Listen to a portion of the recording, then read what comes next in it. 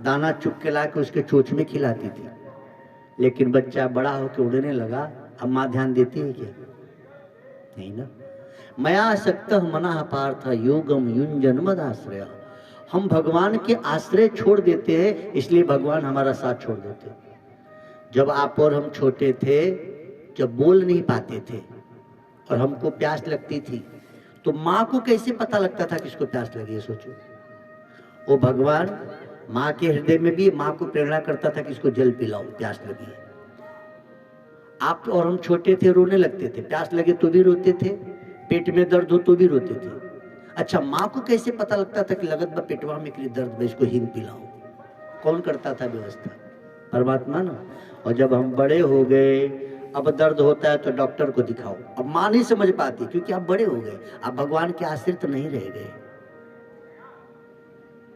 जब हम ईश्वर के आश्रय रहेंगे तो ईश्वर हर पल आपका ध्यान रखेंगे। जैसे जैसे हम अपने आश्रय पे खड़े होते हैं तो भगवान अपनी कृपा समेट लेते हैं। सोचो, हम वो छोटे बच्चे थे कि कितनी बार गिरे, कभी फ्रैक्चर हुआ? अब एक दो बार गिर के देखो, है ना। छोटे थे तो हम लोग कितनी बार चलते चलते गिरे, लेकिन आज चलते चलते थोड़ा सा पैर इधर उधर हो जाए तो अब जाओ दवा लो। ये होता है ना। क्यों? कि जब हम छोटे बच्चे थे तो बोलते ही नहीं थे, न सच बोलते थे न झूठ बोलते थे, सिर्फ बस भगवान को जानते थे। जब से जैसे भगवान को भूलने लगे, वैसे वैसे भगवान अपनी कृपा भी हमसे लेने लगे। हम सबकी बात है।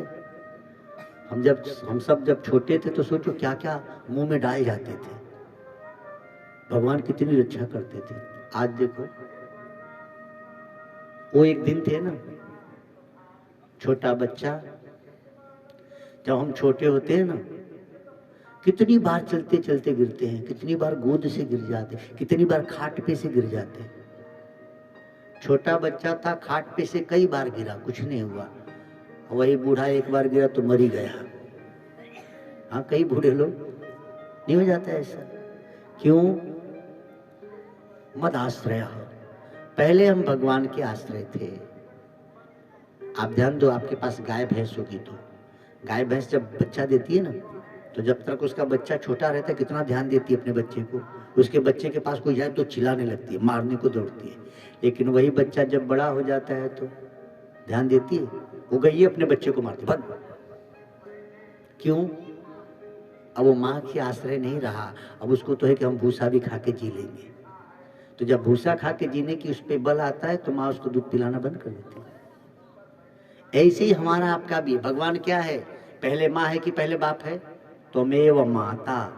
भगवान क्या है? पहले माँ, बाद में पिता है ना। त्वमेव माता च पिता त्वमेव। पहले परमात्मा क्या है? माँ है। तो माँ कब छोड़ी बच्चे को? जब बच्चा को लगा कि मैं तो खुद ही होशियार हो गया। जिस दिन हम लोग बड़े बन गए उसी दिन से भगवान माँ बनना छोड़ दिए। तो गलती हमारी है कि माँ की है? अच्छा, और ध्यान से देखो, किसी किसी के बच्चे बड़े तो हो जाते लेकिन बुद्धि नहीं बढ़ती, तो माँ उसको उतना ही ध्यान रखती, बचपन जैसा ही, है ना। जो बच्चे चल नहीं पाते तो माँ उसका उतना ही लाड़ प्यार करती, बचपन जैसा ही। लेकिन जो दौड़ने लगते हैं अपने पैर पे, तो अब इसका मतलब ये नहीं कि कल से तुम चलना बंद कर दो। अर्थ का अनर्थ नहीं ले लेना। कहने का अर्थ यह है कि जिस दिन हम होशियार हो गए तो माँ बनना भगवान ने छोड़। तो कई लोग सोचे कि हाँ महाराज, कल से हम भी बैठे ही रहे, भला कह दिए। कितनी सुंदर बात है ना, समझने लायक है। हम जितने गुरु और भगवान के आश्रय होते हैं उतना ही वो हमारा ध्यान रखते हैं। जैसे जैसे हमको लगता है कि हम तो होशियार हो गए, तो परमात्मा और परमात्मा प्राप्त गुरुदेव अपनी कृपा हम पे से कम कर लेते हैं। इसीलिए दुनिया के सामने बुद्धिमान बनो, लेकिन गुरु और भगवान के सामने जब जाइए तो हृदय से बालक बन के जाइए। आप कभी बच्चों के साथ खेल के देखो, बड़ा अच्छा लगता है। हम लोग जब से बड़े हुए तब से ही परेशान हुए। बच्चा गरीब का हो या अमीर का हो, बच्चा जितना सुखी दुनिया में और कोई हो ही नहीं सकता। क्योंकि अमीर का बच्चा हो या गरीब का, उसको पता ही नहीं कि मैं अमीर हूं और मैं गरीब हूं। बच्चों को कहां खबर है? जब आप छोटे थे तो आपको पता था क्या कि आप छोटे हैं या बड़े हैं? अब अमीर है कि गरीब है, छोटी जाति के, कुछ पता था आपको? नहीं। उस समय हम कितना खुश थे। हम ही सब वो बच्चे हैं कि एक नकली खिलौना पाके भी खेला करते थे, कितना मजे में रहते थे। और आज देखो तो 10,000 की मोबाइल है, फिर भी मजे में नहीं। बोले मोबाइल या तब आ रे बाबू, नेटवर्क खत्म हुआ। अच्छा छोटे थे तो कभी कहे क्या कि नकली गुड्डा मैया काहे दे दी हो, न बोलती है न डोलती है। उसी को लेके कितना खुश रहा करते थे। जब बालक जैसा स्वभाव होगा तो आपका हृदय विशेष पवित्र होगा। तो थोड़ा सा अपनी बचपना को याद करके बचपना में आइए। किसके सामने? गुरु और भगवान के सामने। संसार के सामने बालक में बन जाओ तो ठगी देंगे सब। भगवान के सामने जब जाओ तो बालक बन जाओ। गुरु के सामने जाए तो बालक बन जाए। बूढ़े माँ बाप के सामने जाए ना तो बालक बन के ही जाए। कितने वो बड़े हो गए हो, माँ मिले तो माँ के गोद में सिर रख के थोड़ा सा आराम करो। उतना सुख आपको और कहीं नहीं मिलेगा। सोने के आसन पर बैठ के भी उतना आराम नहीं मिलता जितना माँ की गोदी में मिल जाता है। हम लोग जब छोटे थे ना, सबको पता है, छोटा बच्चा खाट पे नहीं सोता, बिस्तर पे उसको नींद नहीं आती, लेकिन माँ गोद में लेके जैसे हिला देती है तो बच्चा सो जाता है।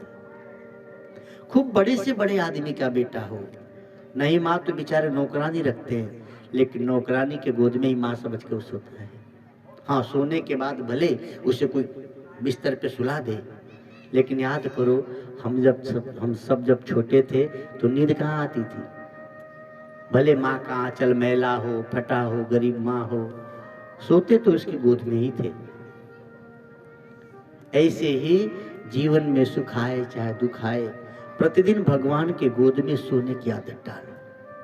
तुम्हें माता, प्रभु आप मेरी माँ हो। तो अब इतने बड़े हो गए हो तो भगवान के गोद में कैसे सोओगे?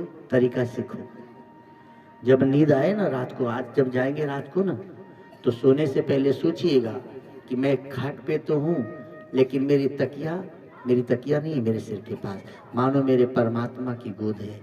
माँ रूपी मेरे गुरुदेव के गोद में मैं सो रहा हूँ। माँ रूपी भगवान की गोद में मेरा सिर है। ऐसा सोच के उनको याद करते करते सो के देखो, आज की नींद आपकी तपस्या में गिरी जाएगी। आज भर करके देखो, अच्छा लगे तो रोज करो। घर जाओगे तो सोओगे ना, जब सिर रखो, त्वमेव माता, प्रभु आप मेरी माँ हो। हम बहुत बड़े दुनिया के लिए हो गए, बहुत विद्वान दुनिया के लिए हो गए, आपके लिए तो वही है। माँ मानकर जब सोओगे तो आज करके देखना कैसा आनंद आएगा। एक बातें बिल्कुल छोटी छोटी लगती है, लेकिन कभी करके देखो। हम स्नान जब करते हैं तो जैसे ही सिर पे जल गिराते हैं तो मैं मानता हूं कि खोपड़ी शिव जी, ओम नमः शिवाय। नहाते नहाते भी शिव जी का अभिषेक कर लेते हैं। अपना मानेंगे तो लगेगा कि छोटी है कि बड़ी है, गड़बड़ है कि ठीक है। शिव जी का मान लिए तो तुम जानो भोलेनाथ, गड़बड़ हो तो तुम्हारे दोस्त। बच्चों से एक बात कहूं, नौजवान बेटे सुनेंगे, कल तुलसी का एक पत्ता तोड़ो, ठीक है? जिनके बहुत बुरे विचार आते हो, बुद्धि है ना, संसार का बड़ा गड़बड़ है सब, तो एक तुलसी का पत्ता अपने सिर पे रख के कह दो, श्री कृष्ण अर्पण मस्तु। या शिव जी को मानते हो तो भगवान शिव अर्पण मस्तु, राम जी को मानते हो तो राम अर्पण मस्तु। हे गोविंद, ये खोपड़ी तुम्हारी है, सच में उन्हीं की है, खरीद तो नहीं थे हम लोग। तो हे प्रभु, ये मेरा सिर आपका है, अब इसमें गड़बड़ बिचारा है तो आप जानो, अच्छा है तो आप जानो। अच्छा, आप अपना मकान या दुकान किसी को बेच दो तो उसमें आग लगे कि बजर पड़े, वो जाने, हमने तो बेच दी। तो कल अपनी खोपड़ी सब कोई, हाँ, सुबह नहा के एक तुलसी का पत्ता इस पे रखो कि प्रभु आज से आपकी। तो जब भगवान को दे दोगे तो क्या होगा? आप आनंद में रहोगे। अब आपके मन में बुरे विचार नहीं आएंगे। अरे उसको जाने दो जहां जाए। ओम नमो, जानवरों को बहुत परेशान नहीं किया जाता। ओम नमो